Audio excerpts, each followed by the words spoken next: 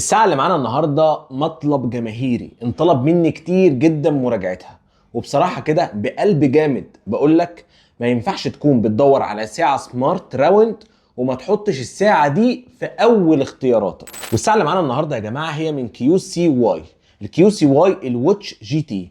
ده شكل الكرتونة بتاعتها، وانت ممكن تكون شفت لها ريفيو، بس صدقني الريفيو اللي هنعمله النهارده للساعة دي هيبقى مختلف، لأنه هيوضح أبرز الحاجات أو أهم الحاجات الموجودة في الساعة دي واللي بتتميز فيها، ولو فيها عيوب هنقولها بفضل الله بالفيديو ده. فخلينا الاول نسمي الله ونعمل الانبوكسنج، بس اشترك في القناه لو عجبك المحتوى واعمل لايك للفيديو ده، ونبدا بسم الله ونطلع الساعه ومتغلفه بالتغليف الجميل ده. شكلها تحفه جدا. نرفع بقى الحته دي كده بسم الله. ده شكل التغليف الجامد قوي بتاع الساعه. ودي بقى الجي تي من كيو سي واي.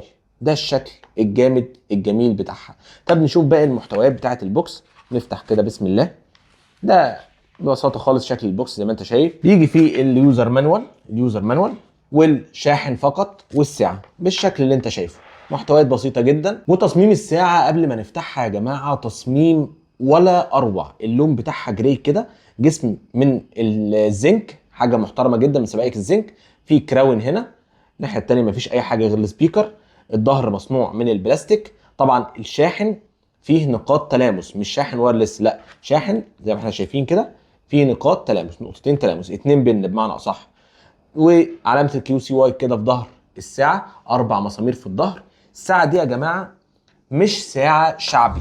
علشان هي مش ساعه شعبي فتعالى بقى اكلمك عن المميزات اللي عجبتني في الساعه دي، واخر الفيديو هقول لك الحاجات اللي ما عجبتنيش. هكلمك عن اميز واهم حاجه في الساعه، وبصراحه هي اميز حاجه في الساعه دي بالذات. الشاشه. شاشه بتردد 60 هرتز، حرفيا الرقم ده ما بتشوفوش في موبايلات.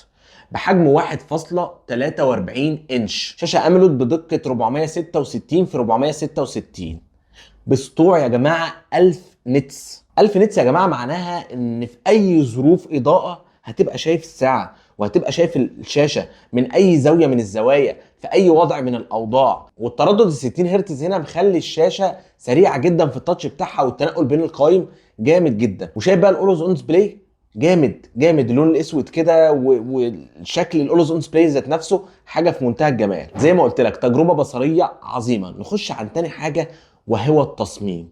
الساعة هنا يا جماعة بتصميم بسيط جدا، تليق على أي حد وأي شخص، على أي لبس، كاجوال، كلاسيك، في أي إيد.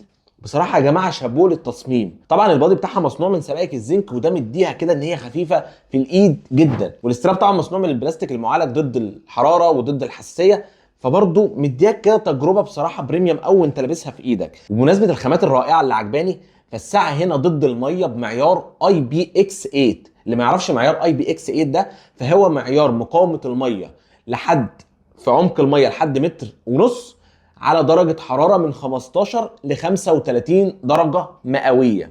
يعني تقدر تستحمى في الساعه دي، تقدر تغسل ايدك، تقدر تنزل بيها حمام السباحه لعمق متر ونص في درجه حراره من 15 ل 35. يعني وانا بستحمى بميه سخنه الكلام ده ما ينفعش، اقدر استحمى بيها بميه على درجه الحراره اللي انا قلتها دي لمده ساعه كامله مفيش مشكله. معيار مقاومه الميه اي بي اكس 8 يا جماعه كان نازل في موبايلات سامسونج الزد فولد 3، فده حاجه كويسه جدا ان هي تنزل في الساعه دي. لو كلمتك بقى عن المستشعرات اللي بتقيس لك ضربات القلب والاكسجين في الدم وضغط الدم، وعندك كمان الاوضاع الرياضيه وجريت قد ايه، فالمستشعرات هنا في الساعه الشركه بتقول ومنزله على الموقع بتاعها الرسمي ان المستشعرات بتاعه القياسات دي يعتمد عليها جدا. لكن انا بقول لك ان في حاجات يعتمد عليها زي مثلا ضربات القلب، لكن طبعا هي مش هتقيس لك الضغط بشكل دقيق، ولا طبعا نسبه السكر في الدم، دي ما بيعملهاش غير اجهزه متطوره. لكن في القياسات البسيطه هي هتبقى معاك زي الفل. وفيها حرفيا 100 وضع رياضي، كل الاوضاع الرياضيه موجوده في الساعه وشغاله بشكل كويس جدا، وتقدر تظبطها من البرنامج، وبتجيب لك كمان نوتيفيكيشنز كده على البرنامج بحاله البادي بتاعك، بحاله الجسم بتاعك كله. فدي من الحاجات الرائعه في الساعه. ندخل على الاشعارات والخط العربي. الساعه بتيجي باللغه العربيه مفيش اي مشكله، زي ما انت شايف الخط قدامك كده، وبتجيب لك كل الاشعارات حرفيا. اي ابلكيشن عندك في الموبايل هتجيب لك الاشعار بتاعه، الواتساب، الماسنجر، الانستا، الفيسبوك، اي حاجه هتجيب لك الاشعار بتاعها. وزي ما انت شايف قدامك كده الاسم واضح، الاشعار واضح، الوقت اللي جه في الاشعار واضح، اللغه العربيه مريحه للعين مفيش فيها اي مشكله خالص. ولو دخلنا بقى على سيستم المكالمات عامل ايه في الساعه دي، فانا عايز اقول لك ان انت عندك سيستم مكالمات رائع. تقدر ترن من الساعه على اي حد. الساعه تقدر تشيل في الفيفوريت لحد 99 اسم، تحط عليها 99 اسم مفيش اي مشكله خالص. طب هل ده معناه يا عم محمد ان مفيش غير ال 99 اسم دول اللي هيظهروا؟ لا، اي حد هيرن عليك هيظهر الاسم بتاعه بلغه عربي واضحه برده مفيش مشكله خالص. صوت السبيكر والمايك برده من اميز الحاجات اللي موجوده في الساعه دي. وتعالوا مع بعض كده نعمل مكالمه كتجربه للمايك والسبيكر. الو. ايه يا هشام عامل ايه؟ الحمد لله يا باشا. اخبارك ايه يا حبيبي؟ سامعني كويس؟ تمام. صوتي كده كاني بتكلم من الموبايل ولا في واطي او في مشاكل او مش سامعه؟ لا هو الصوت تمام، انا ما اعرفش. بجرب ساعه، يعني انا بجرب دلوقتي، بجرب ساعه، فعايزك تقول لي بصراحه بكل صراحه مفيش مشكله، احنا قدام الكاميرا دلوقتي، عايزك تقول لي الصوت عامل ايه عندك؟ الصوت تمام والله. مش بالنسبه لي ما اعرفش بتتكلم من ساعه ولا من موبايل ولا من كده، يعني انت بس مش قادر بس هو تفرق ان هو تمام. من ساعه او من موبايل؟ انا ما اعرفش بتتكلم من ايه والله. انا كنت مستني الكلمه دي يا جماعه بصراحه، لان هو فعلا انا لما اديت الساعه دي لحد يكلمني منها انا برضو ما كنتش عارف افرق ان الصوت من موبايل ولا من الساعه نفسها. لكن الصوت تجربه صوت رائعه جدا في المكالمات، مفيش فيها اي، يعني مش قادر اطلع فيها عيب بصراحه، يعني مش قادر اطلع في موضوع الصوت عيب خالص. خلاص يا هشام اكلمك تاني يا حبيبي. تمام ماشي. يلا سلام. ندخل بقى نقلب شويه بقى في قوائم الساعه ونبص على السوفت وير بتاعها ونبص كمان على البرنامج بتاعها. بس خلي بالك انت لسه ما اشتركتش في القناه ولا عملت لايك للفيديو. السوفت وير من كيو سي واي هو خاص بيها. كيو سي واي برنامج الربط اللي بتربط عليه الساعه هو برنامج خاص بالشركه نفسها، وانا بحترم ده في اي شركه تكون عامله برنامج خاص بيها او سوفت وير خاص بيها. الساعه بتاعتنا بقى لو جينا نشرح القوائم بتاعتها، لو سحبنا من فوق كده هيجيب لك المنيو دي اللي فيها الحاجات الطبيعيه بتاعت اي ساعه. الاعدادات تقدر هنا تعلي الصوت، توطي الصوت، شده الصوت، الحاجات الطبيعيه بقى بتاعت اي ساعه او الحاجات المهمه. لو سحبنا من تحت بيجيب لك طبعا الاشعارات.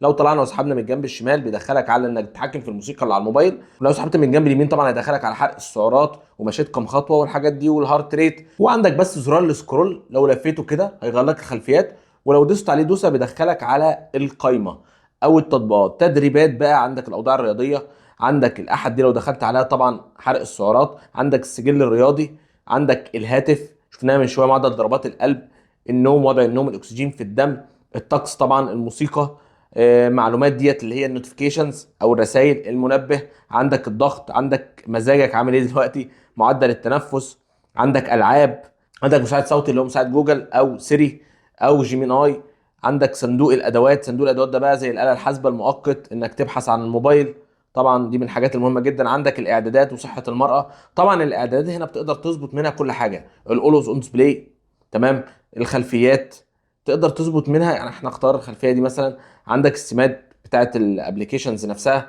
عندك دائما على الشاشه، طبعا ده وضع الاولوز اون ديسبلاي. عندك بعد كده السطوع، طبعا احنا قلنا اللي هي 1000 شمعه، تخيل انا موطي السطوع قد ايه، بص كده لو علينا على الاخر ملاحظ كده بقى عامل ازاي، بس احنا موطيين طبعا عشان ما يعملش ايه حاجه في الكاميرا. عندك الصوت والاهتزاز، تقدر تعلي الصوت، توطي الصوت، تخلي الصوت وضع ترفيهي، تعمله صامت براحتك خالص، ارفع ايدك للتنبيه ده الويك اب. عندك وضع عدم الازعاج، النظام، اللغه حول الساعه، ربط البرنامج. عندك بعد كده تقدر تعمل كلمه سر للساعه. ولو دخلنا طبعا على تطبيق كيو سي واي نبص عليه بصه، هتلاقي عندك هنا الصفحه اللي كنت بقول لك عليها من شويه اللي بتجيب لك حاله البادي بتاعك او حاله الجسم بتاعك والحاجات الرياضيه اللي انت عملتها ونسبه الاكسجين والضغط، ودي حاجه ممتازه جدا شغاله 24 ساعه يا جماعه، ممتازه. بعد كده عندك الاعدادات، هنا وجه الساعه، الواتش فيسز، تقدر تختار من مئات الاوجه. بعد كده يا جماعه عندك اعدادات الساعه بقى زي انك تخليها نظام 12 ساعه او 24. هنا الاختيارات او التذكيرات اللي هي الاشعارات، البرامج كلها زي ما قلت لك، وتقدر تضيف اي برنامج عندك على الموبايل. سوفت وير بصراحه محترم، ابلكيشن محترم، ساعه بسيطه جدا في التعامل معاها، مش معقده، حاجه بصراحه في منتهى الجمال. طيب ايه بقى الحاجات اللي ما عجبتنيش في الساعه دي؟ ما عجبنيش ان انا ما اقدرش اتحكم في الخط لان هو رفيع سنه. يعني ايه؟ انا بقرا الخط ده عادي، وريته لحد تاني بيقراه عادي مفيش مشكله خالص، لكن لو نظره ضعيف، لو حد نظره ضعيف هيبقى في مشكله بالنسبه له. الخط رفيع الى حد ما، مش قوي زي الساعات التانيه، لكن هو مقروء ورفيع مفيش فيه اي مشكله خالص. الحاجه اللي بعد كده ظهر الساعه. ظهر الساعه مصنوع من البلاستيك، ما عليهوش طبقه حمايه، وانا كنت هخاف من حته زي دي لو الساعه بتشحن وايرلس. لكن بما ان الساعه بتشحن تلامس او بنقط تلامس، فاحنا مش هنحسب ان ده مشكله او عيب، لان لو حصل فيه خرابيش مش هيأثر معانا ولا هيضر الساعه في اي شيء. اختم لك بقى الفيديو بحاجه من الحاجات المهمه جدا وهي البطاريه. بطاريه الساعه دي اكتر من ممتازه، اكتر من ممتازه. بتقعد معاك عادي خالص لو استخدام شاق بالثلاث ايام. شوف لو استخدام شاق، لكن لو استخدام عادي بتقعد معاك لحد اسبوع مفيش اي مشكله خالص. وانا كده خلصت الفيديو يا حبايب قلبي. لو عندك اي استفسار اكتب لي في التعليقات، ويا ريت ما تطلعش من الفيديو ده غير لو عجبك المحتوى تشترك في القناه وتعمل لايك للفيديو ده. والسلام عليكم ورحمه الله وبركاته.